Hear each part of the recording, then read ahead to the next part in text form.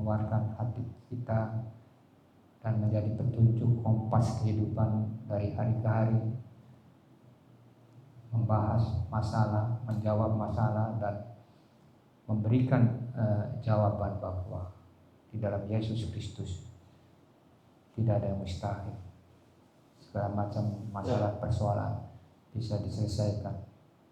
Terima kasih Bapa, dalam nama Yesus kami sudah berdoa. Amin. Silakan duduk. Shalom, saudara yang kasih dalam Kristus.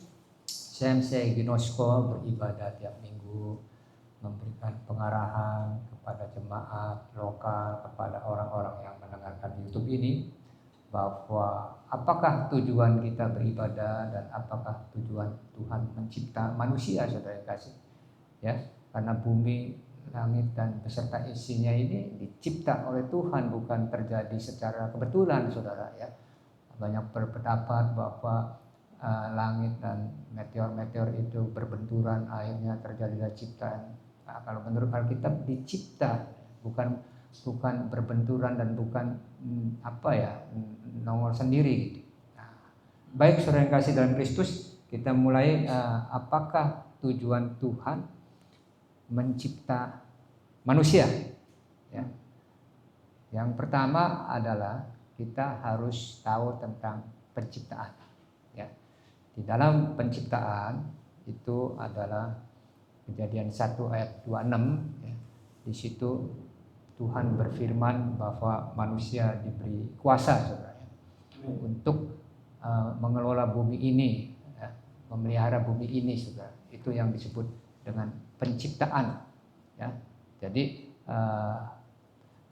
Adam dan Hawa pertama ya diberikan suatu kuasa, yaitu mencipta. Ayatnya saya bacakan, berfirman Allah, baiklah kita menjadikan manusia menurut gambar dan rupa kita. Gambar dan rupa kita artinya peta dan teladan Allah. Peta bicara tentang kompas kehidupan, dan teladan rupa kita adalah teladan serupa Kristus, supaya mereka berkuasa atas ikan-ikan di laut dan burung-burung di udara, dan atas ternak dan atas seluruh bumi dan segala binatang yang merata. Itulah yang pertama Adam menduduki Taman Eden sudah ya, berkuasa.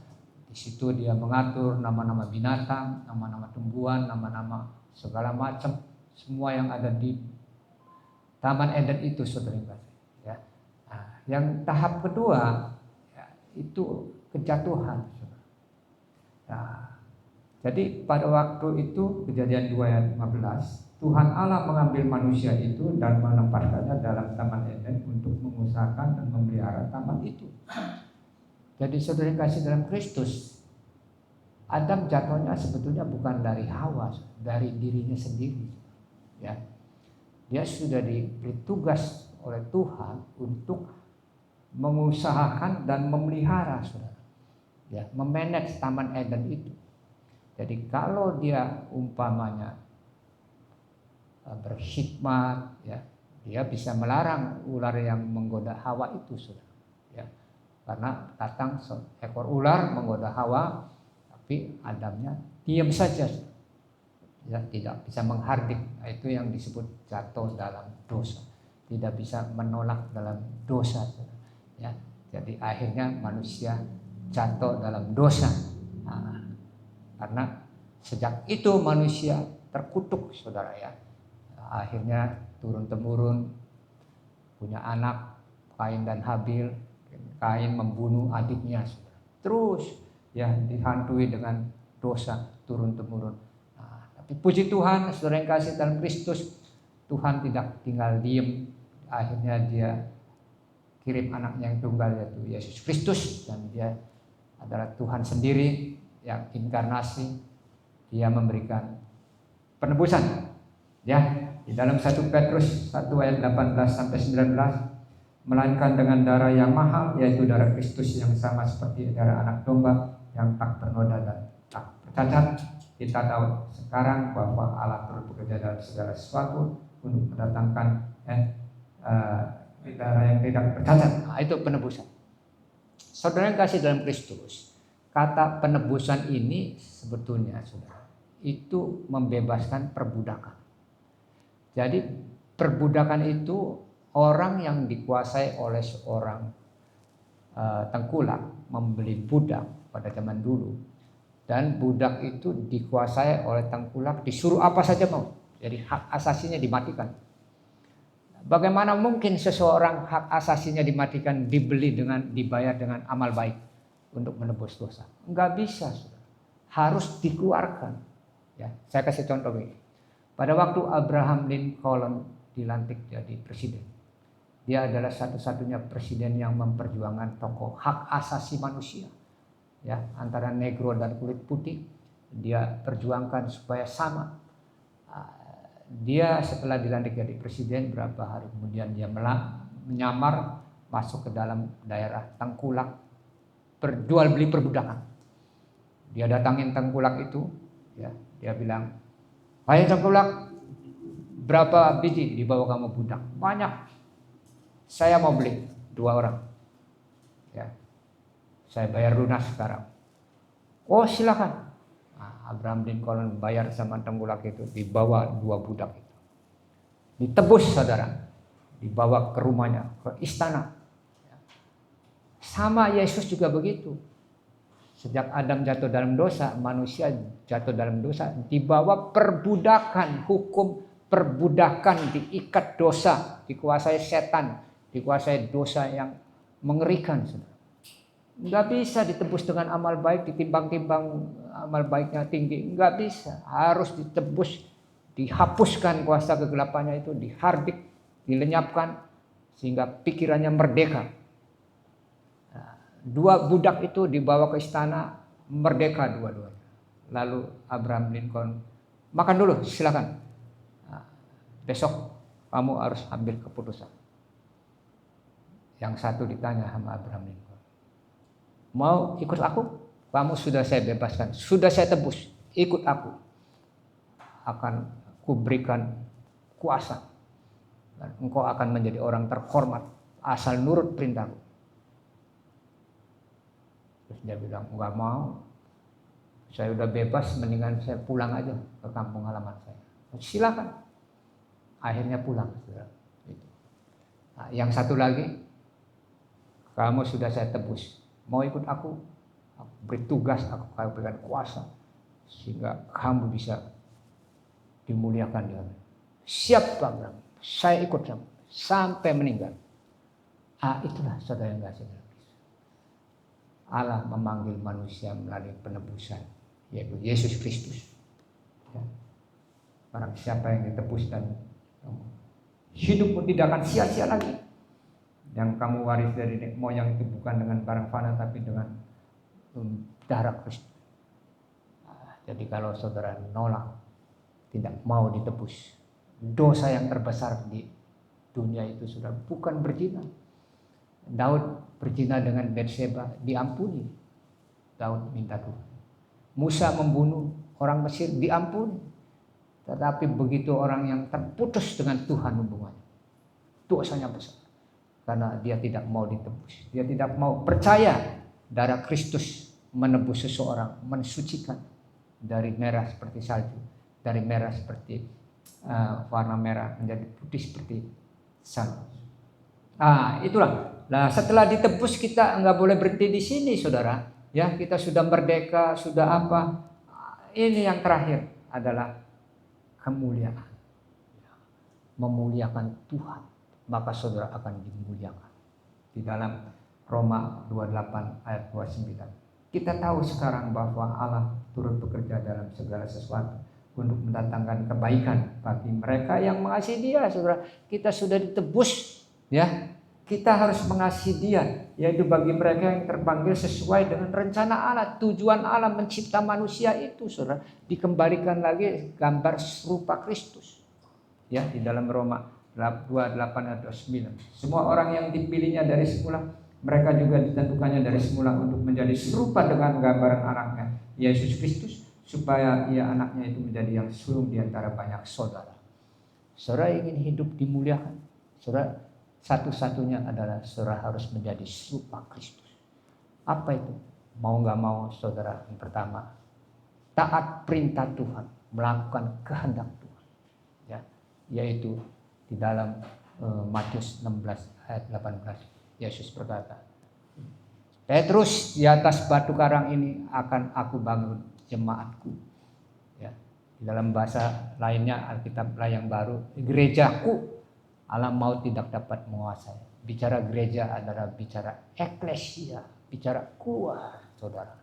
Ya, saudara harus keluar dari Senin sampai Sabtu. Itulah dunia marketplace. Itulah penginjilan sejati, saudara. Ya, itulah yang kita harus memberikan satu menjadi garam dan terang dunia, saudara. Karena kita sudah tahu narasi Alkitab, cerita serangkaian yang komplit dari Kejadian sampai Wahyu, diringkas hanya jadi 4, saudara. Penciptaan, kejatuhan, penebusan, dan kemuliaan. Kalau saudara tidak mengerti narasi, main comot saja, bingung. Nah, sekarang saudara tahu bahwa tujuan Tuhan mencipta manusia hanya 4. Penciptaan, kejatuhan, penebusan, dan kemuliaan. Jadi saya himbau saudara jangan berhenti kepada penebusan. Sudah hidup untuk makan, makan untuk hidup. Pagi kerja, pulang tidur, nggak ngapa-ngapain. Tapi saudara bangkit, memiliki roh yang excellent, saudara memberitakan eklesia keluar kabar baik ini. Ya, supaya orang-orang yang hidupnya dalam kegelapan, yang berdosa, ya, suami istri tidak bahagia, anak lawan orang tua, ya, penjahat, penipu, semua yang bersifat dosa, kita berikan solusi bahwa jangan takut, ya, ada satu Tuhan Yesus yang bisa menebus saudara, mengampuni saudara, memberikan jalan keluar saudara. Itulah yang disebut eklesia.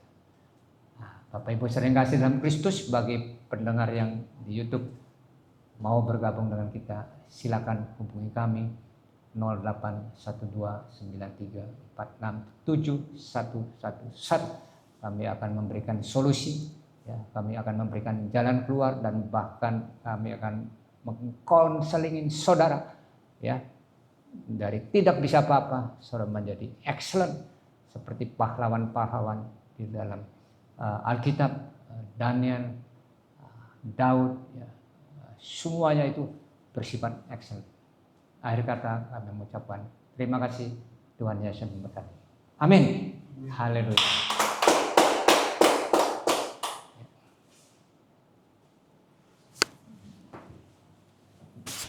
Langsung.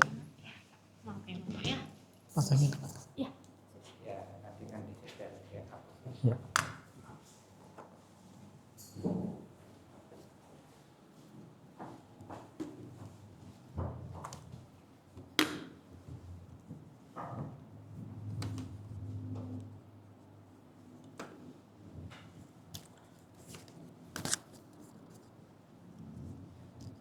Perlu ini. Oh, di jas. Dipikirin bisa di jas. Ini perlu. Perlu dua-duanya. Ya, shalom. Happy Sunday, Bapak Ibu, baik yang onsite maupun yang online. Ini memang tidak ada kebetulan di dalam Tuhan. Sejak kita ikut Tuhan, tadi sudah disampaikan oleh Pak Gunadi, Roma 8 ayat 28, kita tahu sekarang bahwa Allah turut bekerja dalam segala sesuatu untuk mendatangkan kebaikan bagi kita semua, Bapak Ibu, yang terpanggil, yang mengasihi Dia, dan yang terpanggil menurut rencananya. Haleluya. Ya, saya ada di Bali sebenarnya, pelayanan saya sudah 2 tahun ini, dan berapa hari lalu saya ada acara launching buku. Ya, Tuhan pakai saya melalui talenta penulisan buku. Saya bantu beberapa leader untuk menulis buku sebagai co-writer, dan kemarin di launching. Ya, puji Tuhan. Lalu Pak Gunadi kontak saya nih. Kontak saya, dan ya saya info ke beliau bahwa saya sedang di Jakarta, Pak. Nah, langsung dijadwalkan oleh Pak Gunadi. Terima kasih, sehingga ya saya hari ini puji Tuhan berkesempatan berbagi sebagian dari firman Tuhan untuk kita semua. Ya, apakah slide-nya bisa ditampilkan?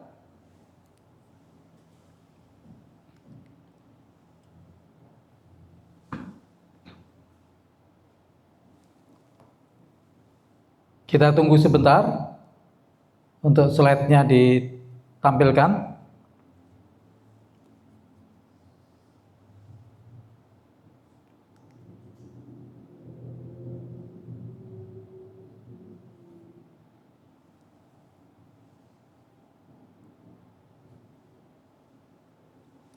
Kalau masih disiapkan mungkin bisa di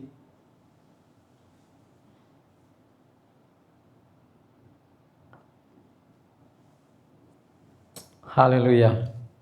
Haleluya. Kita satukan hati dulu dalam doa. Bapa,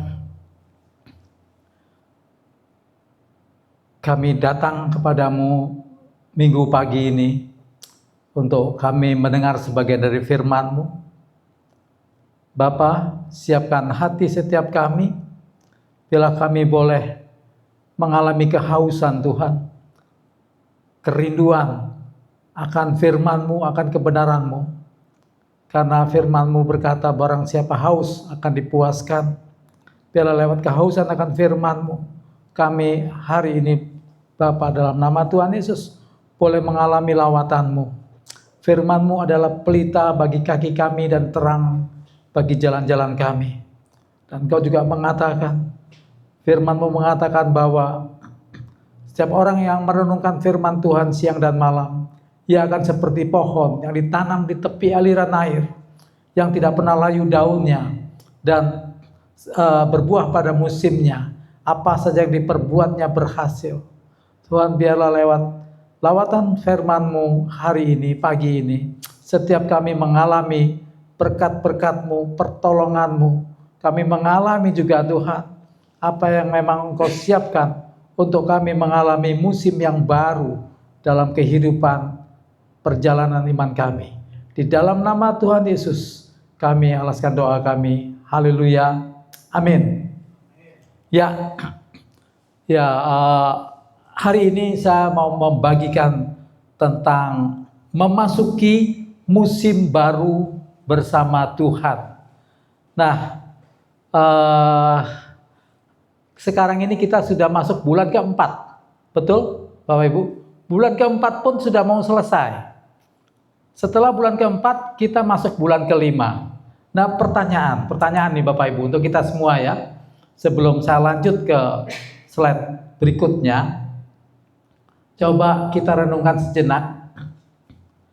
Hari ini 26 bulan 4 2026. Kalau kita flashback ke belakang 1 tahun yang lalu, hari ini apakah kita masih sama dengan keadaan tahun lalu?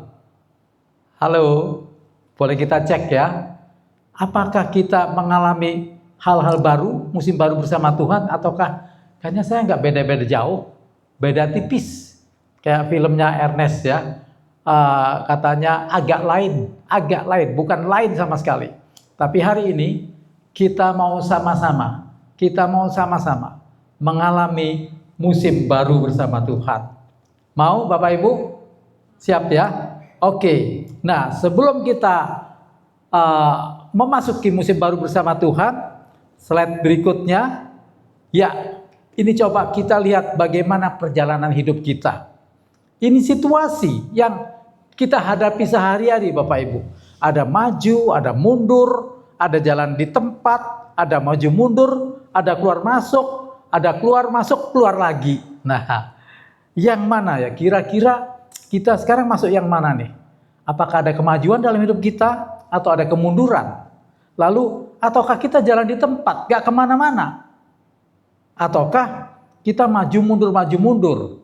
Kalau maju mundur, endingnya apa Bapak Ibu? Maju mundur, endingnya mundur. Ya.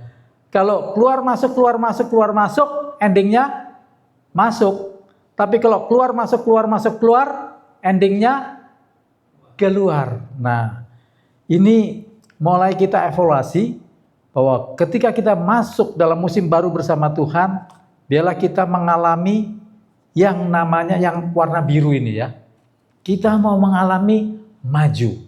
Seperti kitab Ulangan ya, menjanjikan. Kalau kita betul-betul ikut hukum-hukumnya Tuhan, Alkitab mengatakan, kamu akan tetap naik dan tidak pernah turun. Saya pernah diprotes ya, Pak, mana mungkin sih Pak hidup ini tidak naik turun? Hidup ini kan seperti roda Pak, kadang di atas, kadang di bawah. Ya, itu fakta kalau kita hidup menurut hukum-hukum dunia, hidupnya muter. Tapi Alkitab mengatakan hukum yang berbeda.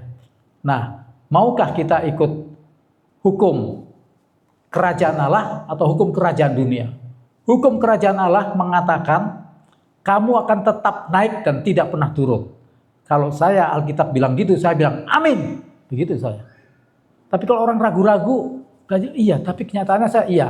Kenyataanmu belum tentu kebenaran. Jadi Bapak Ibu, teman-teman semua, kalau kita mau ikut betul-betul hukum-hukumnya Tuhan, memang ini hukum supranatural. Ya, Alkitab mengatakan, kitab Ulangan ya 28 mengatakan bahwa kamu akan tetap naik dan tidak pernah turun. Kamu menjadi kepala dan bukan ekor. Kalau firman Tuhan kita katakan ya dan amin, ya kita akan mengalami. Seperti itu Bapak Ibu. Nah, inilah musim baru bersama Tuhan membawa kita maju, kita keluar dari apa? Keluar dari situasi-situasi yang tidak kita harapkan dan masuk dalam musimnya Tuhan. Bapak Ibu, kalau kita tidak mengerti, kalau kita tidak mengikuti musimnya Tuhan, kita akan ikut apa? Ikut musim situasi yang ada di dunia ini. Sekarang perang itu jauh banget ya. Iran sama Israel jauh banget di Timur Tengah, tapi dampaknya sampai ke sini, betul? Harga-harga sudah mulai naik. Saya di marketplace Bapak Ibu, di pasar sekarang kalau kita belanja ditawarin pakai kantong plastik atau enggak. Dulu enggak, pokoknya kasih kantong plastik. Ternyata harga kantong plastik udah naik. Terus ya ini harga merangkak naik semua, naik harga merangkak ke situ. Nah, inilah situasi dunia, inilah musim ketika ada peperangan dan peperangan itu terkait dengan sumber energi minyak. Nah, ada Selat Hormuz di situ lalu lintas mungkin nggak tahu ratusan triliun atau berapa itu transaksi minyak itu lewat Selat Hormuz. Begitu itu terganggu, ekonomi dunia bisa terganggu. Inilah musim kehidupan. Tapi ketika saya mengiring Tuhan Yesus, saya bilang, Tuhan, apakah kita ini anak-anak Tuhan bisa tidak terdampak dengan musim dunia? Kalau kita ikut musim Tuhan, mungkinkah kita ada di atas? Artinya apa? Di atas situasi itu. Kita bukan korban situasi, tapi kita pemenang situasi. Amin Bapak Ibu? Nah, inilah yang membuat saya terus belajar bagaimana caranya ikut musimnya Tuhan. Musim baru dari Tuhan. Nah, ini yang saya dapatkan, evaluasi. Saya renungkan tahun lalu ya, sekarang kita bulan keempat mau bulan kelima. Situasi saya masih sama atau enggak ya? Dengan tahun sekarang ini, bulan keempat. Cara kerja kita masih sama enggak? Kesalahan yang sama masih berulang enggak? Kebiasaan buruk masih sama? Kegagalan yang sama kita alami terus? Kekalahan yang sama? Penghasilan yang sama? Keberhasilan yang sama? Nah, ketika kita mengalami yang warna merah ini, berarti kita belum masuk musim barunya Tuhan. Bapak Ibu teman-teman semua, hari ini kalau kita betul-betul mau masuk, siapa yang mau masuk? Boleh saya lihat yang onsite. Siapa yang mau masuk musim barunya Tuhan? Puji Tuhan. Responmu menentukan keadaanmu. Amin. Ya, ini musim baru Tuhan membawa kita ke sini. Situasi yang baru, cara kerja yang baru, kebiasaan baik yang baru, kesalahan yang tidak terulang lagi, kegagalan yang tidak terulang, kekalahan yang tidak terulang, penghasilan baru yang meningkat, keberhasilan yang baru. Nah, ini sejak 2 tahun lalu, saya udah lama gak ketemu dengan Pak Norton. Saya ada di Bali Pak. Tuhan bawa musim baru di sana. Pertama saya belum jelas, tapi setahun 2 tahun Tuhan mulai jelas. Kasih panggilan saya ke sana. Ternyata di sana itu saya sudah lama terpanggil untuk melayani teman-teman di kantong-kantong Kristen. Khususnya di Indonesia Timur. Nah, ketika saya pelayanan di Bali, 80% orang Indonesia Timur, jemaatnya ya. ada dari Sumba, ada dari Kupang, ada dari Ambon, ya ke timur semua. Ternyata orang timur merantaunya di Bali bekerja. Dan kenapa saya terpanggil? Karena saya baca ya data, berita-berita menyedihkan kondisi kantong-kantong Kristen, wilayah-wilayah yang mayoritas anak-anak Tuhan, kondisinya itu mereka mengalami 3T. Ini kayak mati.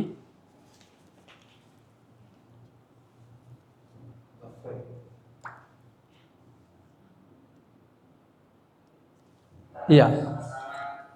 Kondisi Indonesia Timur, wilayah-wilayah di mana dikenal sebagai kantong-kantong Kristen mengalami 3T. 3T ada yang tahu? Sedih itu. Termiskin, tertinggal, dan terluar. Terluar dari apa? Area pengaruh. Dan hari ini saya, puji Tuhan, saya membawakan firman di CMC Jalan Enggano. Saya itu Pak, kalau ada apa-apa saya nggak ngerti, saya pasti cari tahu. Enggano. Enggano itu nama pulau. Dan pulau ini masuk wilayah Bengkulu. Ini terluar di sebelah barat. Terluar. Seperti itu. Nah, daerah-daerah terluarnya tidak terjangkau, tidak tersentuh. Dan pembangunan di sini maju, di sana tertinggal. Nah, karena itu saya punya panggilan ke sana. Dan ketika saya berdoa terus, mana Tuhan yang mau dijangkau? Nah, saya dapat dari hasil doa itu Tembok Indonesia. Dan Tembok Indonesia ini adalah wilayah teman-teman kita seiman. Paling barat sendiri, kalau kita lihat peta Indonesia, paling barat sendiri itu di Pulau Nias. Ya. Paling timur kita tahu Papua. Utara itu Sangita Laut. Lalu di paling bawah selatan Pulau Rote. Betul ya? Boleh tahu Pak Norton dari mana Pak? Sangi. Ya, Bapak paling utara ya Pak. Nanti kita ke sana Pak. Dari CMC Ginosco di sini kita akan melatih pekerja-pekerja pelan-pelan 4 tembok itu Pak. Wilayah itu dahsyat sekali Pak. Secara sumber daya alam bagus, tapi sumber daya manusianya itu tadi Pak, termiskin, tertinggal, terluar. Terluar dari jatah pembangunan Pak. Siapa yang peduli mereka? Siapa yang terpanggil di sana? Ada firman Tuhan kepada Yesaya. Siapa yang mau kuutus? Ini aku Tuhan, utuslah aku. Ini yang saya tawarkan ke Pak Gunadi. Saya siap Pak melatih orang-orang mau diutus ke 4 tembok Indonesia ini. Dan ya inilah yang bisa menjadi pilar-pilar yang nanti dari tembok luar, tembok dalam, terus yang 3T itu nanti bisa berubah situasi. Berubah kemana? Masuk musim baru bersama Tuhan. Ini biasa ada gangguan teknis, tapi Intan sedang membantunya. Oke Intan? Ya. Ya, semoga ini udah dahsyat ya, tadi mungkin baterainya habis. Nah, masuk musim bersama Tuhan, kita mau melanjutkan pilihannya melanjutkan yang lama atau memulai yang baru. Kalau musim baru bersama Tuhan, kita nggak lanjutkan yang lama. Cara-cara lama yang membuat kita di tahun lalu harus masuk di cara-cara baru. Kita melanjutkan. Teman-teman, firman Tuhan itu luar biasa. Segala sesuatu dijadikan oleh firman. Tanpa firman tidak ada satupun yang jadi. Jadi kalau mau mengalami yang baru, bahan bakunya firman Tuhan. Hari ini langsung ketika kita mau ya menerapkan hukum-hukumnya Tuhan, ada perubahan langsung. Minimal dari cara berpikir kita sudah berubah, nanti cara bertindak kita berubah, keadaan kita berubah. Amin. Ya, lanjut ya. Nah, saya belum tahu ini CMC Tanjung Priok, saya kasih namanya Tanjung Priok ya. Karena wilayah Tanjung Priok, Jakarta Utara ini dahsyat sekali. Disinilah perdagangan dimulai ya. Ekspor impor ada di sini, wilayah Tanjung Priok. Nah, ini Pak Gunadi juga udah tahu nih, ungkapannya Albert Einstein ya, seorang fisikawan. Kegilaan adalah melakukan hal yang sama berulang-ulang dan mengharapkan hasil yang berbeda. Kita nggak mungkin berulang-ulang lakukan itu lagi. Nah, kita ini udah ada pola, Bapak Ibu. Bangun tidur, biasanya kita kemana? Ada yang ke toilet dulu. Bangun tidur ada yang apa? Langsung buka handphone. Ada yang bangun tidur langsung minum air putih segelas. Kita sudah punya pola. Dan pola itu membuat kita seperti sekarang ini. Ketika kita mau mengalami musim baru bersama Tuhan, buatlah pola-pola yang membuat kita sampai di sana. Sampai di musim baru yang Tuhan tentukan. Dan Tuhan rindu kita semua mengalami itu. Musim baru. Saya udah lama nggak bertemu ya dengan teman-teman di sini. Pak Nonton, kalau Intan saya baru kenal. Pak Gunadi saya udah kenal sejak lama. Biarlah kalau kita ketemu, wow, berbeda. Wow, berbeda dalam arti yang positif. Berbeda dalam arti yang lebih baik. Ini harapan kita. Oke, lanjutnya. Nah, pertanyaannya, bagaimana kita bisa masuk musim baru bersama Tuhan? Dan kitab Pengkhotbah 3 ayat 1 mengatakan demikian. Untuk segala sesuatu ada masanya. Untuk apapun di bawah langit ada waktunya. Kalau di Bali itu ada parpol ya, tokoh masyarakat pasang baliho besar. Dia menuliskan gini, setiap masa ada orangnya. Setiap orang ada masanya. Jadi tidak ada yang permanen, teman-teman. Bapak Ibu setuju. Kalau kita pernah dalam keadaan krisis itu tidak selamanya sama. Asal kita punya mental masuk musim baru bersama Tuhan, kita akan mengalami hal-hal yang baru. Untuk segala sesuatu ada masanya. Untuk apapun di bawah langit ini ada masanya. Ini pengertiannya apa? Pengertian berikutnya, kondisi fisik kita juga nggak sama. Umur kita bertambah terus. Betul? Nah, hati-hati. Jangan sampai kita ketinggalan masa atau ketinggalan waktu. Kesempatan tidak selalu datang, tidak selalu sama. Jadi hari ini, makanya ada Alkitab, kalau dikatakan hari ini, nah kita harus merespon. Apa yang harus kita lakukan hari ini, maka perubahan itu terjadi. Perubahan itu akan kita alami. Oke, lanjut. Nah, ada 7 poin. Tidak banyak ya, 7 saja, 7. Yang pertama, bagaimana kita masuk musim baru? Pertama ini, nyatakan semua harapan kepada Allah dalam doa dan permohonan dengan ucapan syukur. Pertama sekali, yang paling bisa kita lakukan, kita mulai punya kebiasaan doa. Kebiasaan doa yang baru. Yang membuat kita masuk musim yang baru, doa tidak karena kekhawatiran, doa bukan memberi list permintaan-permintaan kepada Tuhan, tapi doa menurut Filipi 4 ayat 6. Saya bacakan ini Bapak Ibu ya. Janganlah hendaknya kamu khawatir tentang apapun juga. Dimulai dengan jangan khawatir tentang apapun juga. Jadi doa untuk masuk musim baru, kita tidak doa dalam kekhawatiran. Ya. Kita tidak doa dalam kekhawatiran macam-macam. Tapi di sini kita tidak khawatir tentang apapun juga. Jadi 0 khawatir. Damai masuk dalam Tuhan. Kenapa? Lalu kalau kita nggak khawatir ngapain dong? Daripada kita mikirin yang buruk-buruk, nyatakanlah dalam segala hal keinginanmu kepada Allah. Nah, inilah saatnya menyatakan apa yang kita harapkan kepada Sang Sumber Allah Bapa di surga. Nyatakannya apa? Dalam doa. Doanya apa? Doa permohonan dengan ucapan syukur. Saya praktekkan Bapak Ibu. Saya kalau doa, saya tidak ingat-ingat masalah saya, yang saya ingat-ingat kebaikan Tuhan. Bapak bersyukur hari ini, detik ini saya bisa berdoa. Bapak bersyukur hari ini Engkau beri anugerah kesehatan. Bapak bersyukur hari ini masih ada nafas hidup, berarti masih ada kesempatan. Jadi mulai list dengan ucapan syukur-syukur apa yang kita bersyukur. Aduh Bapak bersyukur loh, aku bisa istirahat nyenyak semalam. Bapak bersyukur loh, aku dalam perlindunganmu sampai hari ini. Terus list bersyukur. Inilah pola yang membuat kita nanti bisa masuk musim yang baru. Bapak bersyukur, Engkau memberi rema hari ini bahwa aku akan masuk musim yang baru. Lewat firman, ini bukan kebetulan, Tuhan sudah rancang. Kalau firman hari ini membawa kita ke musim yang baru, artinya apa?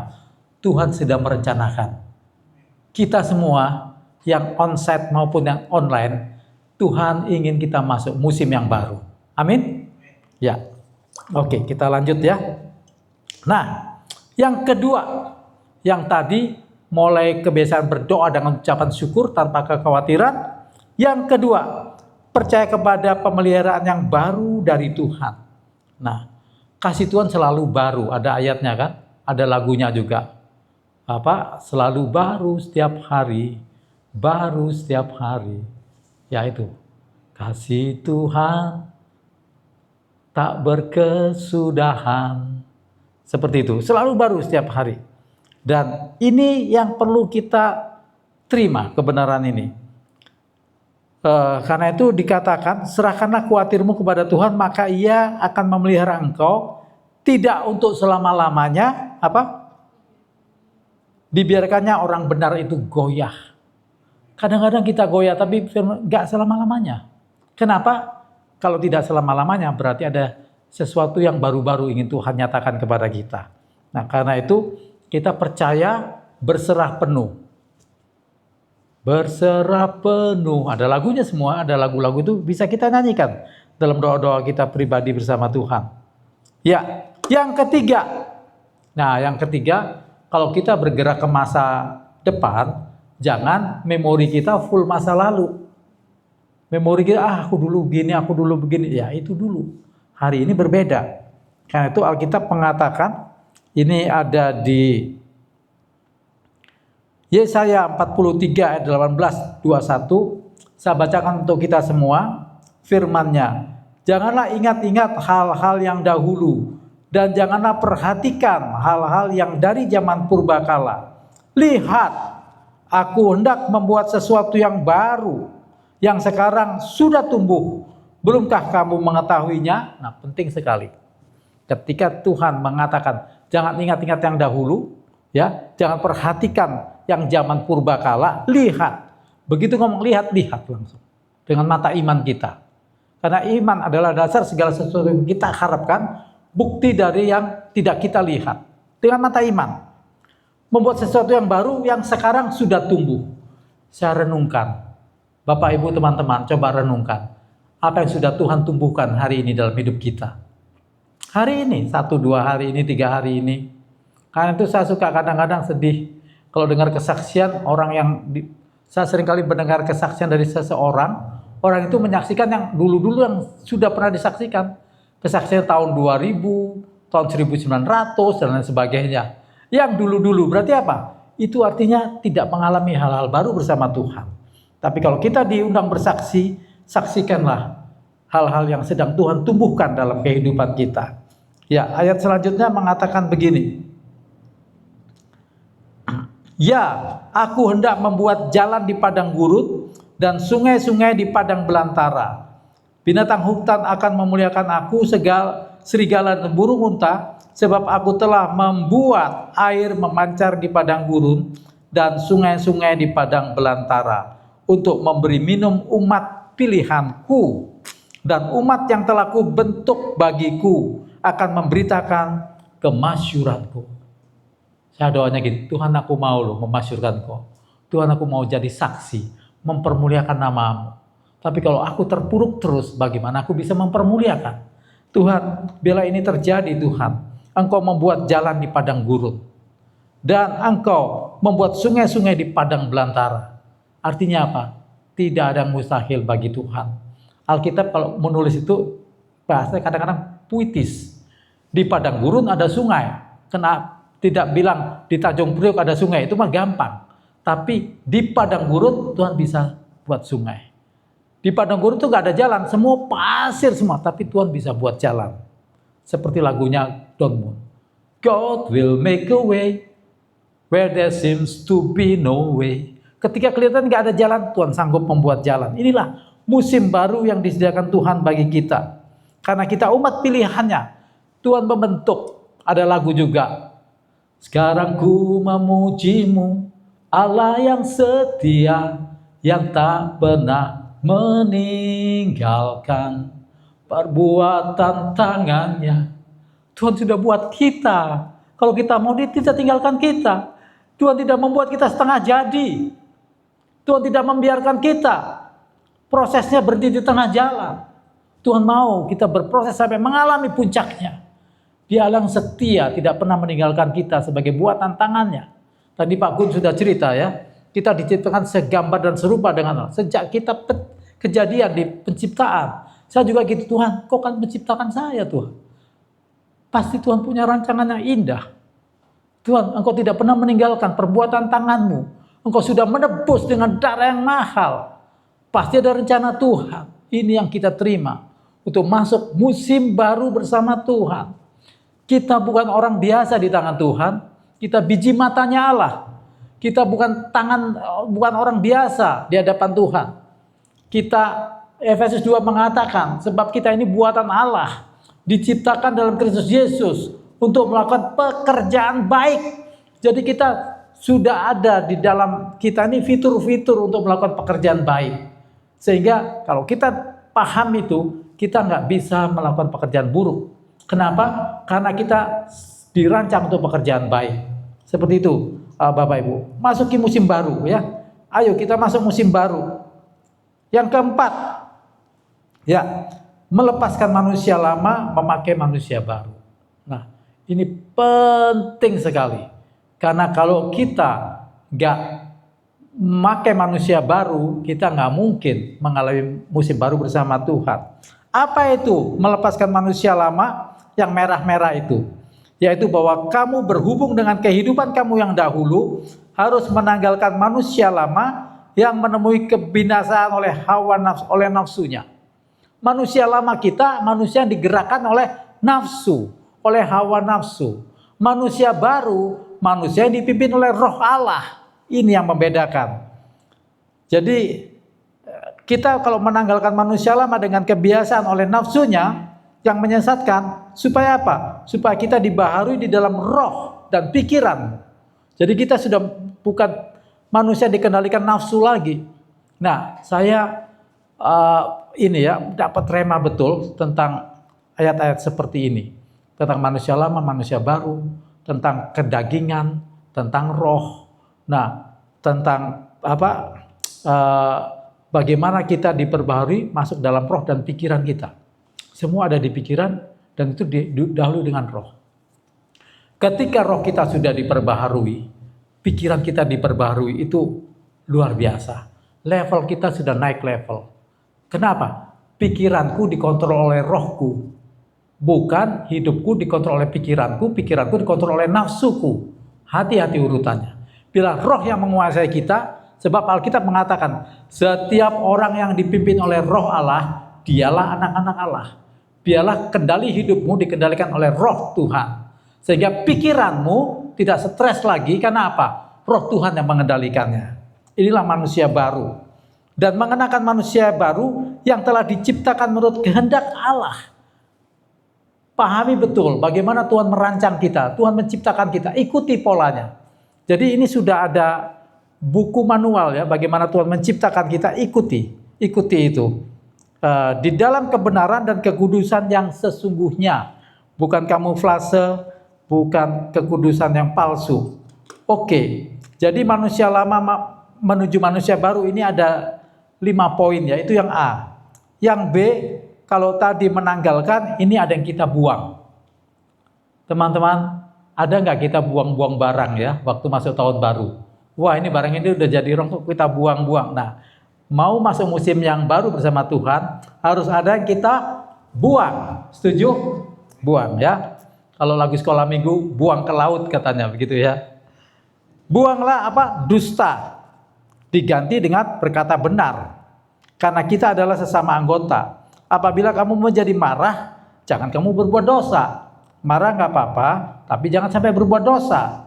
Dan jangan sebelum matahari terbenam, selesai udah padam amarah kita.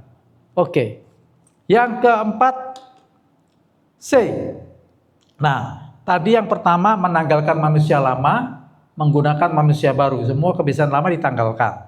Yang kedua, manusia baru itu membuang yang buruk-buruk ya, memakai yang baru-baru. Yang ketiga, bagaimana manusia lama memakai manusia baru? Jangan beri kesempatan kepada iblis. Karena lawan kita, iblis seperti singa mengaum-ngaum. Dia itu cari kesempatan. Kalau kesempatan itu kita buka celahnya, kenalah kita. Jadi tutup kesempatan. Saya bersyukur tadi diajak ngobrol sama Pak Gun ya di apartemennya Sherwood. Nanti Bapak kalau cek Sherwood, Pak, keren. Sherwood itu pohon tertinggi di dunia yang kalau di Google ya. Itu saya diajak jalan-jalan, Pak Oscar.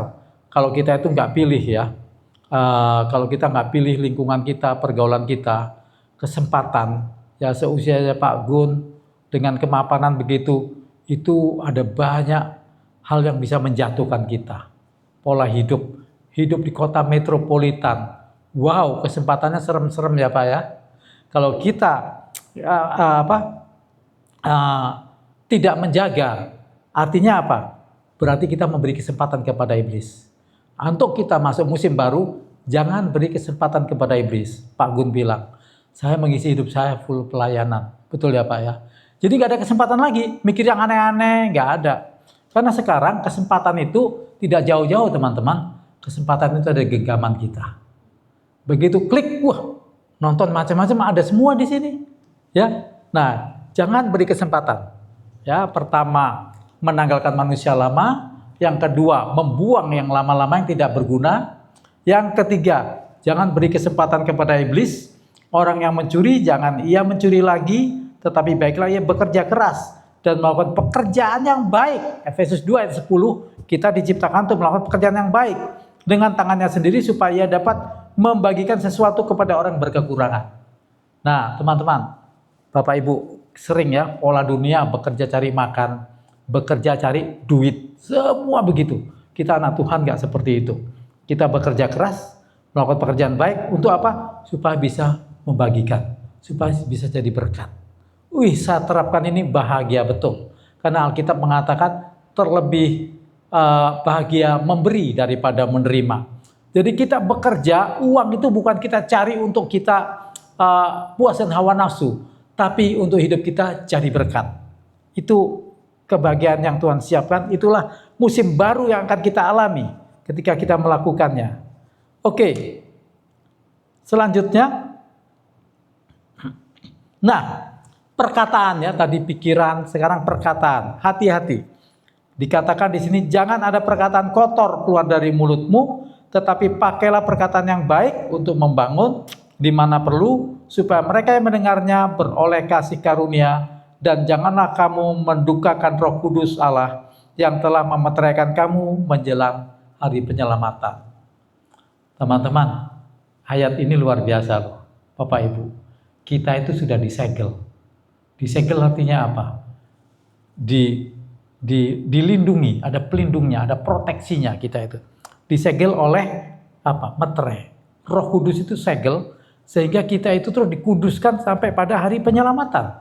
Nah, karena itu buang semua yang kotor-kotor. Ya. Sekarang saya lihat istilah-istilah anak-anak muda sekarang ya, termasuk anak saya, janganlah berkata begitu. Wah, ada anjir. Anjir itu kan anjing diplesetin ya. Jadi anjir, apalagi itu anak-anak muda tahu pasti. Ada banyak kata-kata yang nggak membangun atau apa, termasuk apa? Di sosmed, ujaran kebencian, mojokin orang banyak itu ujaran kebencian. Tadi sosmed ini ikut ujaran kebencian. Perang Iran Israel, ujar kebencian, penghakiman keluar. Jangan ikut-ikutan.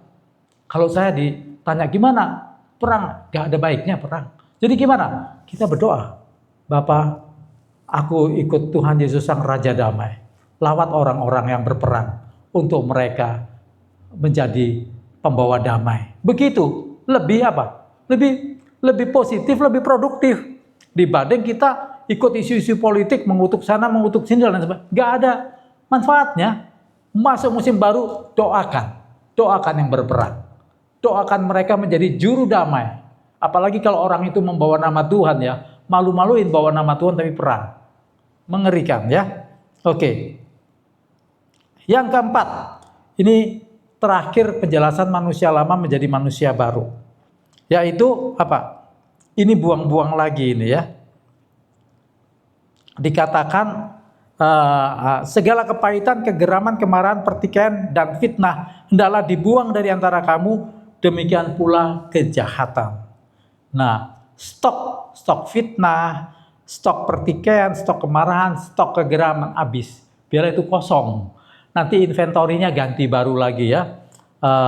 Seperti di Filipi, yang baik, yang mulia, yang kudus, masuk di rak-rak pikiran kita, di hati kita. Pasti kita ngalami musim baru bersama Tuhan. Dijamin. Bukan saya menjamin, Alkitab yang menjamin ya. Oke, yang kelima, keempat masih ada F. Ya, ramah ya. Mulai ramah. Ramah seorang terhadap yang lain, tegur sapa dulu. Saya kemanapun saya praktekkan ini, ternyata saya senang membawa berkat. Tadi saya berangkat bersama Pak Gun, masuk Sherwood. Satpamnya tuh mukanya itu, ya pokok muka formal Pak. Halo Pak, selamat pagi. Saya begitu. Salam senyum Pak, ikut senyum dia langsung.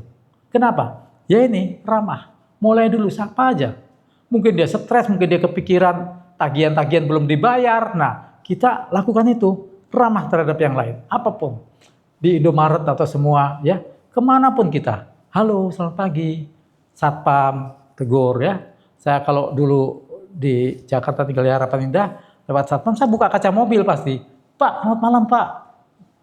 Selamat malam Pak, salam sehat. Gitu. Salam bahagia. Nah, saya begitu. Pokoknya memberi dampak-dampak positif, berubah semua. Lingkungan kita berubah. Karena siapa? Karena kita mempraktekkan ini ya. Ramah seorang terhadap yang lain, penuh kasih mesra, dan saling mengampuni sebagaimana Allah di dalam Kristus telah mengampuni kamu. Wah, dahsyat. Saling mengampuni rumusnya cuma satu. Bapa, ampunilah mereka sebab mereka tidak tahu apa yang mereka perbuat. Kalau kita tidak mengampuni karena kita berpikir orang itu sengaja. 99% orang melakukan yang tidak benar itu dia tidak sadar bahwa dia lakukan itu. 99% orang yang menyakiti hati orang lain dia nggak sadar. Kenapa? Pikirannya dikuasai hawa nafsu. Pikirannya dikuasai egonya sehingga dia begitu. Tapi kalau dia tahu kebenaran, dia tidak akan lakukan itu. Karena itu ampuni Tuhan sebab dia tidak tahu apa yang dia perbuat. Wah, itu yang damai hati kita dulu. Hati kita dulu yang damai. Luar biasa. Oke, sekarang yang kelima ya. Nah, ini prakteknya bagaimana kita tidak mengingat-ingat masa lalu.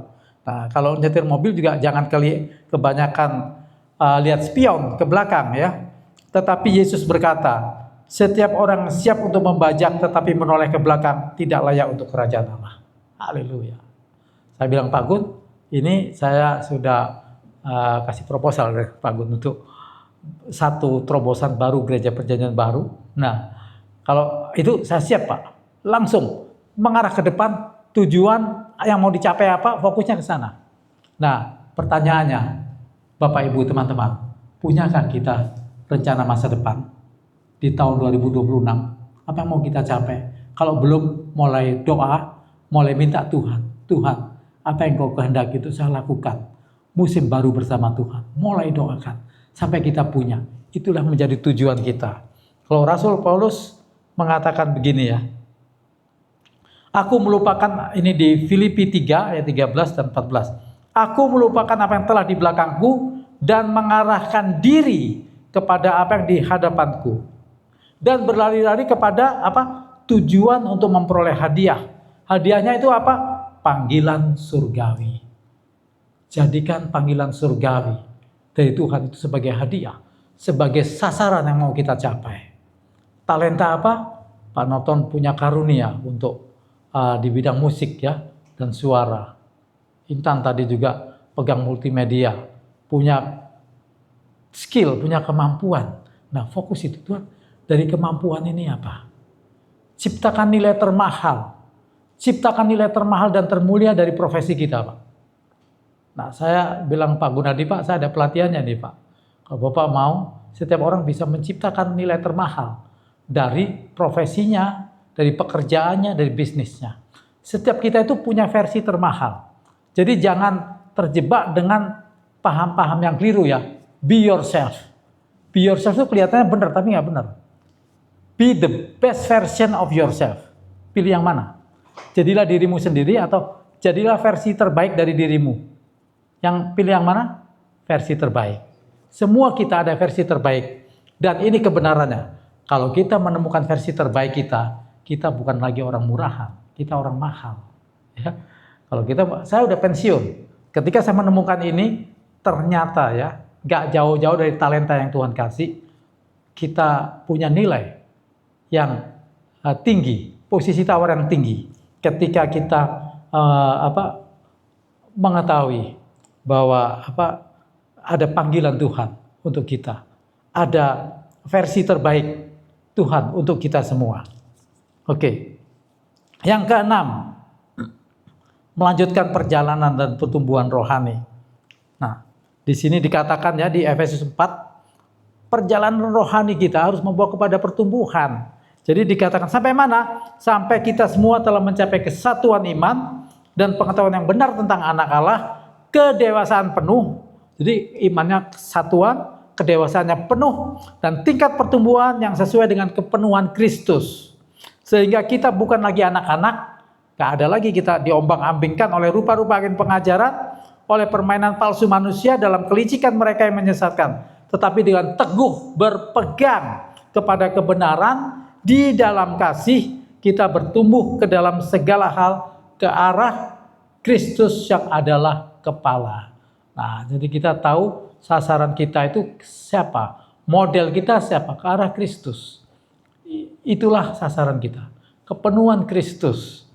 Karena itu ada satu gerakan di luar negeri ya, bagus sekali. Dia pakai gelang WWWJD. Itu singkatan. What Jesus do? Jadi ketika mau apa-apa, kalau Tuhan Yesus ini, apa yang dilakukan Tuhan Yesus ya? Kalau dalam situasi ini, apa yang dilakukan Yesus? Supaya saya juga ikut. Mohon maaf. Ya, jadi itu ya. Jadi kita melanjutkan. Bukan mempertahankan yang lama, tapi melanjutkan perjalanan. Jadi perjalanan tidak berhenti di tempat, tidak jalan di tempat, tapi kita lanjut untuk mencapai pertumbuhan dan kedewasaan penuh. Karena itu Yohanes mengatakan ada tingkatannya ya. Kristen anak-anak, Kristen orang muda, dan Kristen bapak-bapak. Saya bacakan untuk kita semua. Aku menulis kepada kamu, hai anak-anak, sebab dosamu telah diampuni oleh karena namanya. Jadi kalau kita bisa lihat sih, nyanyi rohani, terus wah yang penting kita udah diselamatkan. Fokusnya diselamatkan, dosa kita sudah diampuni, lagu-lagunya juga cuma berhenti di situ aja, masih anak-anak itu. Karena ada level berikutnya, hai bapak-bapak, karena kamu telah mengenal Dia yang ada dari mulanya. Kita mengenal Allah dari mulanya. Rancangan Allah sejak semula di kitab Kejadian, menciptakan semuanya itu ada di Kejadian 1 ayat 31. Untuk apa? Sungguh amat baik. Itu rancangan Tuhan. Rancangan Tuhan buat kita bukan baik, bukan amat baik, tapi sungguh amat baik. Karena itu kalau setuju, ini di Bali jemaatnya udah setuju banget. Kalau ditanya apa kabar, jawabannya jangan luar biasa, yes, gak ada artinya. Mau nggak pakai versinya Alkitab Kejadian pada mulanya? Buka Kejadian 1 ayat 31. Allah menciptakan segala sesuatu menjadi sungguh amat baik. Jadi tanya apa kabar? Jawabannya sungguh amat baik. Wah, dahsyat. Kita berbeda. Masuk musim baru bersama Tuhan. Karena itu jangan ikut-ikutan. Ikut Tuhan boleh, jangan ikut-ikutan apa kata dunia. Tapi ikut-ikutan apa kata Tuhan. Nah, itu Kristen bapak-bapak.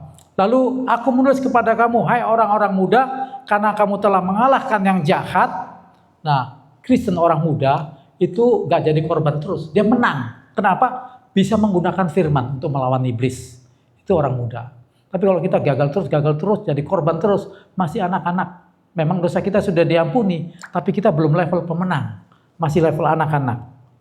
Aku menulis kepada kamu, hai anak-anak, karena kamu mengenal Bapa. Nah ini anak-anak pun bisa mengenal Bapa. Tapi aku menulis kepada kamu, hai bapak-bapak, karena kamu mengenal Dia yang dari mulanya. Jadi kita mengenal Bapa, jangan sekedar mengenal titik berhenti. Kita mengenal Bapa yang dari mulanya. Rancangan Bapa sejak semula apa sih? Kan ada banyak ya. Itu Musa bilang kok boleh cerai, kasih surat cerai. Itu karena kedegilan hatimu maka Musa memberi surat cerai. Tapi pada mulanya tidak seperti itu. Allah membenci perceraian. Bapak Ibu, kalau kita mengenal pada mulanya Tuhan tidak pernah merancangkan perceraian, kita taat aja. Karena perceraian itu bahan bakunya Bapak Ibu tahu ya. Semua orang bercerai, itu perceraian tinggal tombol terakhir. Tapi untuk perceraian itu perlu hal-hal yang buruk. Benci, kecewa, tidak mengampuni, apalagi tidak bisa menerima perbedaan, ya, tidak toleran. Semua yang buruk-buruk numpuk akhirnya cerai. Coba yang baik-baik, oh iya, aku mengerti deh, aku mengampuni, aku mengasihi, aku gak jadi. Jadi orang cerai semua meresponi bahan baku yang buruk. Sebab apa? Allah membenci perceraian. Jadi tidak ada. Kalau kita mengenal dari mulanya, pada mulanya ya itu. Pada mulanya tidak demikian. Allah melihat kamu satu, bukan lagi dua. Nah ini ketika kita mengerti pada mulanya, mengenal Bapa pada mulanya, rancangan semula, wow, ini kita akan mengalami musim-musim baru terus bersama Tuhan ya. Terus dikatakan, hai orang-orang muda, karena kamu kuat dan firman Allah diam di dalam kamu dan kamu telah mengalahkan yang jahat. Hanya oleh firman kita bisa mengalahkan yang jahat.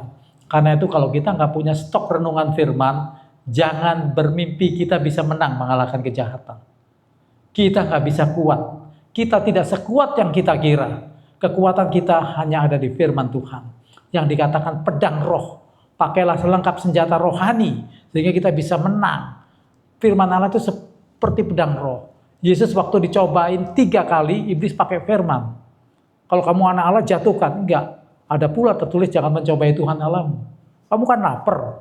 Kamu anak Tuhan, udah ubah roti ini jadi makanan. Yesus bilang, ada tertulis, manusia hidup tidak dari roti saja, tapi dari setiap firman yang keluar dari mulut Allah. Nah, begitu kita pakai firman, ada kekuatan. Saya mengalami betul. Bapak Ibu, ada pikiran apa yang negatif, ada apapun godaan, saya pakai firman, ada kekuatan. Itulah hebatnya. Oke, yang terakhir. Ya, yang terakhir. Ketujuh, menyiapkan kantong baru, bejana baru. Ya, nanti kita nyanyi lagu Bejanamu. Yang siap menerima hikmat, pengertian, rema, berkat rohani baru dari Tuhan. Bapak Ibu teman-teman, kadang-kadang kita mungkin protes sama Tuhan, gimana? Kok dia dapat kok saya enggak? Kenapa ya Tuhan? Kok dia langsung gampang tuh diberkati? Kita lihat luarnya. Ternyata orang-orang yang cepat dipakai Tuhan ada hasilnya. Dia kantong kirbat yang baru, Pak. Kantong kirbatnya itu jadi siap untuk menerima.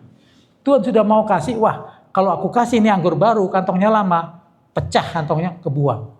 Itulah yang membuat Tuhan kadang-kadang tidak mengabulkan doa kita.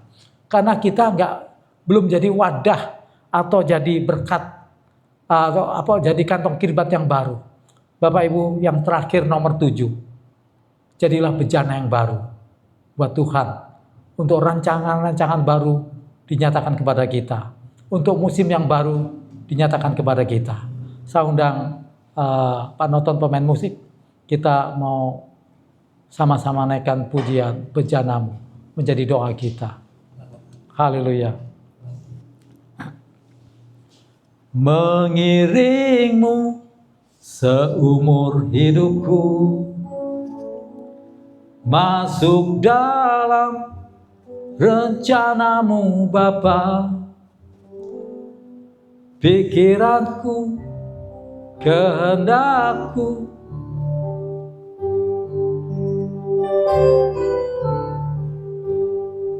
mengiringmu seumur hidupku, masuk dalam rencanamu Bapa.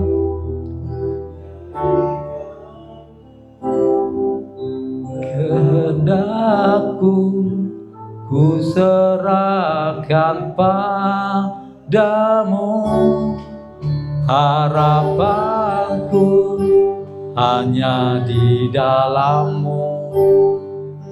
Ku kan teguh bersamamu Bapa.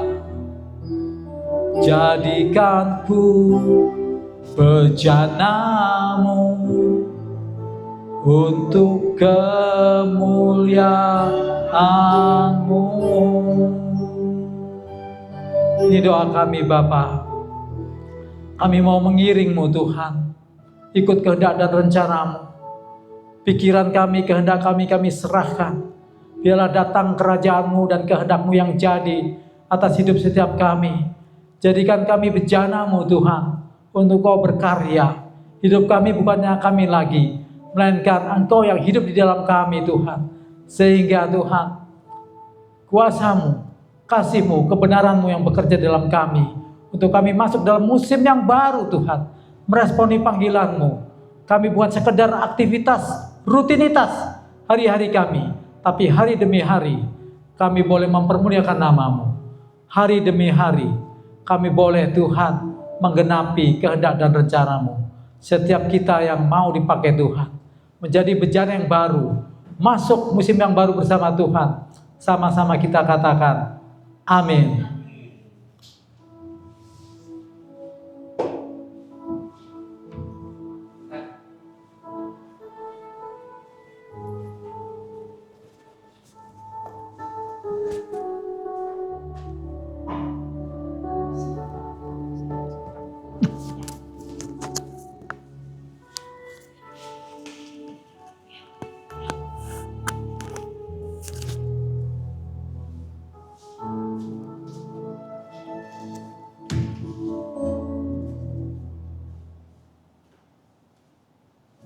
Baik, Bapak Ibu Saudara yang kasih dalam Kristus, firman Tuhan sudah disampaikan dan kita telah menerima dari Logos menjadi Rema, sehingga kita harus mempraktekkan dalam kehidupan sehari-hari bahwa kita harus mengikrarkan sungguh amat baik, karena Tuhan itu adalah baik, sehingga kita terus-menerus mempunyai pola pikir perubahan-perubahan, yaitu sungguh amat baik.